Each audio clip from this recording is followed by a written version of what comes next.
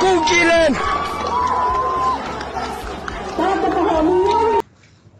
Sir जय Hind. Major general Ashwini Kumar Srivastava, जय हिंद। बहुत बहुत शुक्रिया समय देने के लिए। Thank you sir. जय हिंद राजेश, जय हिंद। थैंक यू सर, आपने समय दिया। दरअसल मणिपुर को लेकर मैंने बात करनी थी। 2 दिन पहले हमने देखा कि कांग पोकपी में जिस प्रकार से पुलिस स्टेशन पर हमला हुआ, कई पुलिसकर्मी घायल हुए और एक पूरी भीड़ थी जो पथराव कर रही थी। लेकिन अब जो तस्वीरें सामने आई सर, जो आपने भी देखी, मैं अपने दर्शकों को भी दिखा रहा हूं कि किस प्रकार से वहां पर कुकी M4 राइफल और दूसरे हथियार लेकर भीड़ के बीच में घूम रहे हैं। मुझे लगता है सर कि इनफ इज इनफ। अब शायद लिमिट क्रॉस हो रही है। अब वो वक्त आ चुका है जब फ्री हैंड इंडियन आर्मी को, असम राइफल को भारत सरकार को देने चाहिए, नहीं तो हालात और बिगड़ सकते हैं सर। हाँ बिल्कुल, देखो राजेश, सच्चाई यह है कि आपको देखना पड़ेगा कि जब से ये वायलेंस हुआ है 3 मई 2023 को, जब से ये सिचुएशन खराब हुई, जो कि कुकी और बैती के बीच के अंदर एक एथनिक वायलेंस हुआ, और धीरे धीरे सिचुएशन आउट ऑफ कंट्रोल हुई। तो हुआ क्या है, पहली बात तो यह है कि जब ये एथनिक वायलेंस हुआ, इसके अंदर दोनों कम्युनिटी इन्वॉल्व थी कि जिस प्रकार से जो मैतीज हैं वो प्लेन इलाके में रहते हैं, जो इम्फाल वैली में हैं, और जो कुकी हैं वो पहाड़ों में रहते हैं, और उससे ऊपर रहते हैं नागाज, और जो मैतीज हैं वो 53% के करीब हैं। और जिस प्रकार से हाई कोर्ट ने एक जजमेंट दिया था कि स्टेट गवर्नमेंट को केस टेकअप करना चाहिए सेंट्रल गवर्नमेंट से कि मैतीज को भी ओबीसी का, SC ST का स्टेटस देने के लिए, उस बात से बात स्टार्ट हुई थी। वो ऐसा नहीं था कि वो होने वाला था, उसके ऊपर तो एक प्रकार से बताया गया था कि ऐसा स्टेट गवर्नमेंट कर सकती, मगर उसके बाद सिचुएशन आउट ऑफ कंट्रोल होती गई। आपस में दोनों कम्युनिटी जो हैं वो खुल के एक दूसरे के अगेंस्ट जाती गई। 2-4 चीजें बहुत हुई कि मुझे लगता है कि जो स्टार्टिंग के अंदर स्टेट गवर्नमेंट थी वो इसको भनक नहीं पाई और कंट्रोल भी नहीं कर पाई। हुआ क्या कि जो पुलिस की आर्मरी थी उसको भी लूट लिया गया, उसमें से 10,000 के करीब हथियार ले लिए गए। और अब जो सिचुएशन ऐसी होगी कि ये फ्री फॉर ऑल, और दोनों तरफ से हमले हुए और काफी लोग, 250 से 300 लोग मारे गए, 60,000 के करीब जो हैं वो चले गए और कैंपों में। अब कुछ वेपन तो यहाँ से लूटे गए। अब हम देखते हैं कि प्रॉब्लम कहाँ से है, ये कुकी कौन है, और कुकी का और 32 का तो इसमें कोई शक नहीं कि जो कुकी का इलाका था, पहाड़ी इलाका, ये भी सच्चाई है, जो कुकी है वो कहीं भी जमीन ले सकते हैं, वो इम्फाल वैली में भी ले सकते हैं और अपने पहाड़ों में भी, मगर जो कि मैतीज हैं वो नहीं खरीद सकते कोई भी लैंड पहाड़ों पे। तो अब हुआ क्या, क्योंकि कुकी जो इलाका था उसके अंदर काफी इलाका था, तो जो चिन पॉपुलेशन है जो कि म्यांमार के अंदर है, वो भी कुकी की तरह ही हैं और क्रिश्चियन है, वो आके यहाँ बस गए। और यहाँ जो इलाका था जो कि कुकी डोमिनेटेड एरिया, यहाँ पर पॉपी कल्टीवेशन की, तो यहाँ पर 2-3 चीजें हुई। एक तो इलीगल माइग्रेंट्स हुई over a period of time, और दूसरा यहाँ पर आपको कि पॉपी कल्टीवेशन हुई। वहां से चिन पॉपुलेशन ज्यादा क्यों आई, जब वहां पर मिलिट्री जनता ने टेक ओवर किया और इनके ऊपर काफी जुल्म जलम, तो वो वहां से ऑटोमेटिकली जो है वो पॉपुलेशन इस तरफ चली आई। अब हो क्या रहा है कि जो ये कुकी हैं, वैसे तो इनके साथ भारत का जो सू है, सस्पेंशन ऑफ ऑपरेशन है, और सस्पेंशन ऑफ ऑपरेशन मीन इनके जो कुकी मिलिटेंट ग्रुप है, इनके हथियार जो हैं वो रखे हुए हैं इकट्ठे, मगर इनके पास बहुत हथियार दूसरे भी हैं। ज्यादातर हथियार म्यांमार से आए, तो हथियार अब मैतीस के पास भी बहुत है जो लूटे गए थे, और कुकी के पास भी हैं जो लूटे गए, और उसके अलावा जो म्यांमार से आए। तो दोनों तरफ जो है पूरा का पूरा जो सोसाइटी है आज की तारीख में चार्ज अप है, दोनों तरफ से हथियार हैं, और अब ये वायलेंस रुकने का नाम नहीं ले रहा। और वायलेंस को रोकने के लिए क्या किया कि बफर जोन बनाया, क्योंकि दोनों कम्युनिटी के बीच में इतना ज्यादा खून के प्यासे थे कि एक दूसरे पे हमला करके मार रहे थे। तो बफर जोन बनाया, उसके अंदर जो बफर जोन में सेंट्रल आर्मड पुलिस फोर्स है उसको लगाया गया, और ऐसा सोचा गया कि धीरे धीरे सिचुएशन कंट्रोल में आएगी और फिर बातचीत करा के, इनका समझौता करा के कोई ना कोई सोल्यूशन निकालेंगे। मगर वो ऐसा हो नहीं रहा है, क्योंकि इसकी 3-4 वजह है। क्योंकि हथियार बहुत ज्यादा आ रहे हैं म्यांमार से। ये प्रॉब्लम इंडिया में नहीं, ये चीन भी इसमें इन्वॉल्व है। वहां से हथियार भी भेज रहे हैं, वहां से चीन पॉपुलेशन भी आ रही है। तो अब जब आप आगे पूछेंगे तो क्या करना चाहिए, ये कांगपोकी का जो इंसिडेंट है ये दर्शाता है कि सिचुएशन अंडर कंट्रोल नहीं है। एसपी पे हमला करना, ये करना, और वहां पर जो वुमेन फोरम है वो भी दोनों तरफ से। तो ये जो मिलिटेंट्स हैं, जो कि कुकी के मिलिटेंट्स और जो कि मैती के मिलिटेंट, अब वो प्रोटेक्टर बन गए दोनों कॉपरेटिव। मेरा जो पॉइंट है सर सिवाज सर, जो मैं आपसे समझना चाहता हूं, क्योंकि सीआई में, नॉर्थ ईस्ट में भी मैंने भी सीआई में 5 साल निकाले, जम्मू कश्मीर के में भी लगभग 5.5 से 6 साल मैंने अपनी सर्विस दी सीआई ऑपरेशंस में। लेकिन मैंने ना जम्मू कश्मीर में आतंकियों के अंदर, ना उल्फा के अंदर कभी इतनी हिम्मत देखी कि वो इस प्रकार से खुले आम वेपन लेकर घूमे। मेरा पॉइंट समझिए सर कि अगर जम्मू कश्मीर में इस प्रकार से कोई मिलिटेंट 2 सेकंड के लिए भी इंडियन आर्मी को दिख जाए तो अगले 3 सेकंड वो जिंदा नहीं रहेगा। लेकिन मणिपुर में मैं देख रहा हूं सर, कंटिन्यू वेपन्स लेकर असम राइफल के सामने से लोग निकल जा रहे हैं, सीआरपीएफ के सामने से लोग निकल जा रहे हैं। तो सर फ्री हैंड तो देना पड़ेगा सर। हाँ देखो, सच्चाई ये है कि अब आप ये कह रहे हो कि क्या स्ट्रेटेजी में हमारे में गलती हुई।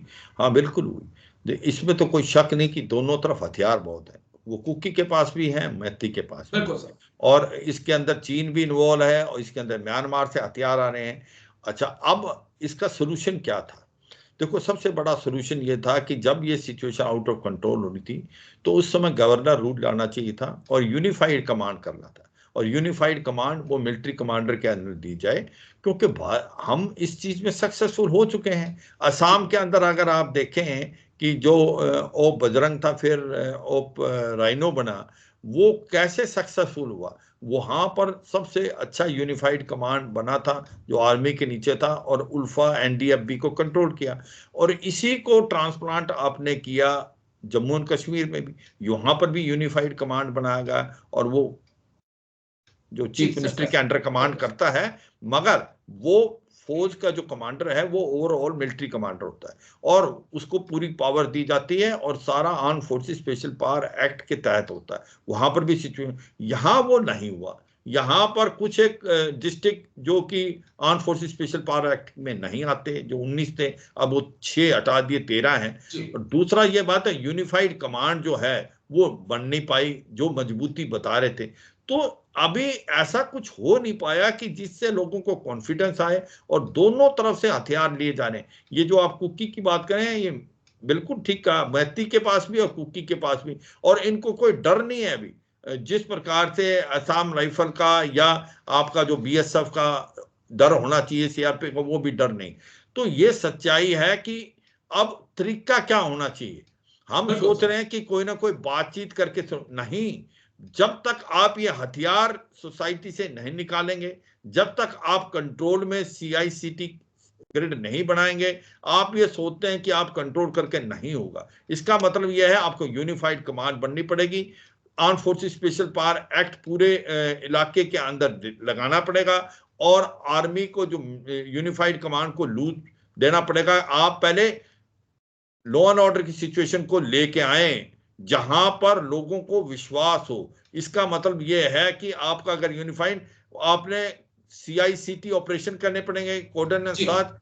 पहले तो आपको ये हथियार जितने लूटे हुए हैं और जो म्यांमार से आए हैं वो सोसाइटी से निकालने पड़ेंगे, और जो फ्री मूवमेंट रिजीम है जो कि एक प्रकार भारत मणिपुर और म्यांमार में, उसको बंद करना पड़ेगा, क्योंकि उससे आना जाने से वहां से आतंकवादी आते हैं, वहां से हथियार आते हैं। तीसरा, फेंस करना पड़ेगा जो बॉर्डर है म्यांमार के और मणिपुर के बीच में, और बाकी भी।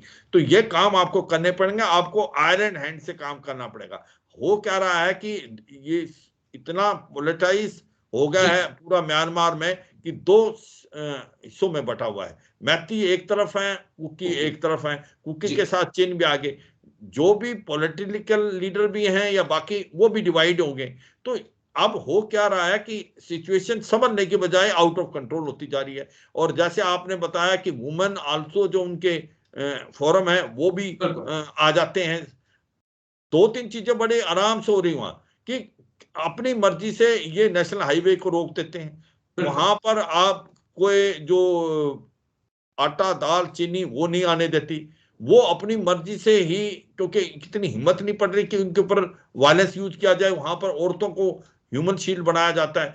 तो ये दो प्रॉब्लम एक तरफ की नहीं है, ये कहें कि भाई मैती है या कुकी, ये दोनों तरफ से हैं और आपस में इतनी ज्यादा बैर है कि एक दूसरे के खून के प्यासे हैं।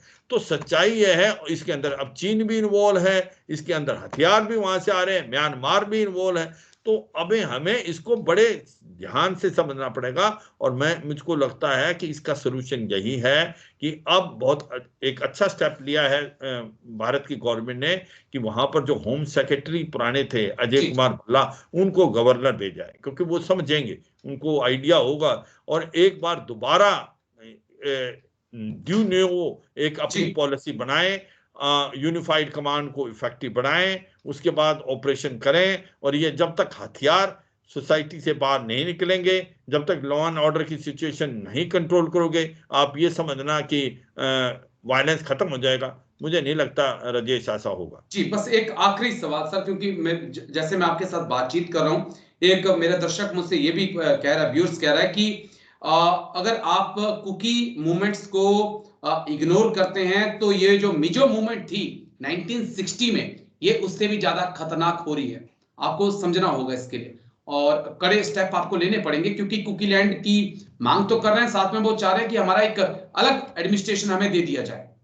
तो हाँ ये पॉसिबल नहीं है सर, ये हाँ पॉसिबल बिल्कुल है? ठीक कर, नहीं देखो बिल्कुल नहीं। देखो आप जो बात कर रहे हो कि कुकी लैंड की कुछ जो कुकी और चिन पॉपुलेशन जी जी जो है वो क्रिश्चियन है, मिजोस भी क्रिश्चियन है, ये भी एक सुनने में आया था। कुछ एक इलाका बांग्लादेश का और कुछ एक इलाका म्यांमार का, और एक अलग स्टेट बनाई जाए जिसके अंदर क्रिश्चियन डोमिनेटेड। ऐसा कुछ सवाल ही नहीं पैदा होता। हमें इन पे जो वेपन ले रहे हैं उनके अगेंस्ट एक्शन लेना पड़ेगा, यूनिफाइड कमांड बनानी पड़ेगी जो कि इफेक्टिव हो ग्राउंड पे, कॉन्फिडेंस लाना पड़ेगा सोसाइटी का, हथियार सोसाइटी से निकालने पड़ेंगे, ऑपरेशन करने पड़ेंगे, कॉर्डन सर्च ऑपरेशन आपको इफेक्टिव करने पड़ेंगे। आपको आतंकवादी जो भी हैं, जो कि मिलिटेंट्स हैं, चाहे वो कुकी हो या मैती हो, उनके अगेंस्ट जाना पड़ेगा। अब पॉइंट आता आपने जो एक मिजोरम का पॉइंट था, देखो मैं मिजोरम में 3 साल के करीब शुरू में ही था, 1977, 78, 79। और उस समय बातचीत का दौर चला हुआ था कि जब मिजो नेशनल आर्मी ब्रिगेडियर ब्यागचुंगा और मेजर नेशनल फ्रंट लाल डिंगा से बातचीत हो रही थी, और फिर वो 84 के अंदर जो एक प्रकार से पैक्ट साइन हुआ, उस समय भी ऑपरेशन जारी थे। तो ये बिल्कुल ठीक है, मिजोरम के अंदर जो एक ही बड़ा अच्छा कोड रहा है भारत में मिजोरम का, कि वो अभी तक बड़ा ठीक चल रहा है। मगर ये सच्चाई है कि नॉर्थ ईस्ट की जितनी भी स्टेट है इंटरकनेक्टेड है, इनकी प्रॉब्लम एक से दूसरे में। किसी ने जो हमारे व्यूअर ने पूछा, उसका इशारा ये भी है कि अगर मणिपुर की प्रॉब्लम नहीं रिजोल्व होती तो इसका इफेक्ट मिजोरम में भी जाएगा और आपका नागालैंड में भी जा सकता है। तो इसको हमें बड़े ध्यान से करना पड़ेगा, क्योंकि हर एक इंटरलिंक्ड है, ये सारी नॉर्थ ईस्ट स्टेट्स हैं। और ये बिल्कुल ठीक कह रहे हो कि ऐसा भी आया है कि क्रिश्चियन जितने मिला के ऐसा किया जाए, ये कितना सच है कितना झूठ है इसको तो ध्यान दिया जाएगा। मगर आज की तारीख में मुझे लगता है एक स्ट्रॉन्ग यूनिफाइड कमांड, क्योंकि होम सेक्रेटरी अभी वहां पर आ गए अजय कुमार भल्ला, जो कि बहुत जानकारी रखेंगे, और आपको जो कॉर्डन एंड सर्च ऑपरेशन करके आपको इफेक्टिव होना पड़ेगा। ऐसा कैसे अलाउ कर सकते हो कि कोई भी ग्रुप जो है सरेआम हथियार लेके घूम रहा है? इसका मतलब वो आपको पब्लिक क्या बोलेगी? पब्लिक को लगेगा यही कंट्रोल कर रहे हैं, उनको कॉन्फिडेंस लूज हो जाएगा, जो कि सेंट्रल आर्मड पुलिस फोर्स है या बाकी जो असम राइफल है। तो मुझे लगता है कि एक बहुत स्ट्रॉन्ग आपको यूनिफाइड कमांड बना के स्ट्रॉन्ग एक्शन लेने पड़ेंगे। There are no easy option, ये समझना पड़ेगा। हम सोच रहे हैं शायद सिचुएशन कंट्रोल में आ जाएगी, बातचीत होगी, जब तक ये हथियार सोसाइटी में है नहीं आएगी सिचुएशन कंट्रोल में।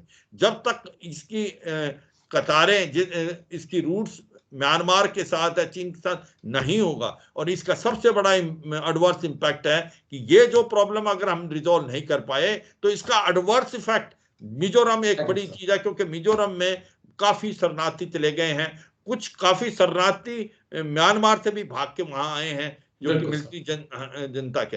तो ये समझना पड़ेगा कि ये सिचुएशन इतनी आसान नहीं है, कॉम्प्लेक्स है।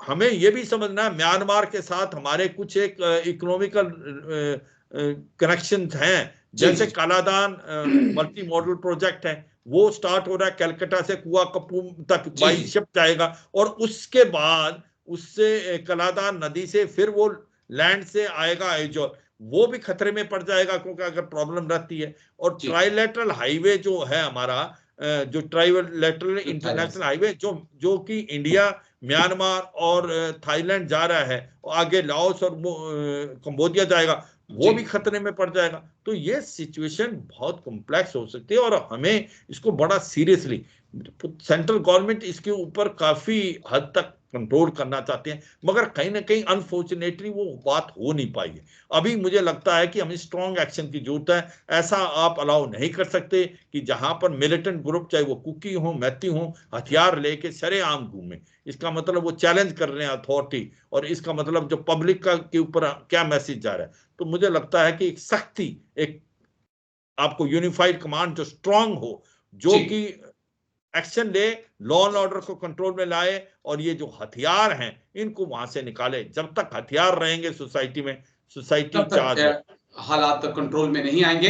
लेकिन शुक्रिया, एक बड़ा अहम पॉइंट सर आपने दिया कि एक यूनिफाइड कमांड की जरूरत है। जिस प्रकार से जम्मू कश्मीर में सक्सेस यूनिफाइड कमांड को मिली है, असम में भी हुई, मणिपुर में भी मिल सकती है। लेकिन थैंक यू सर, आप आए और इतनी बारीकी से आपने इस मुद्दे को समझाया। शुक्रिया सर, थैंक यू। जय हिंद sir, thank you sir. Thank you Rajesh, जय हिंद।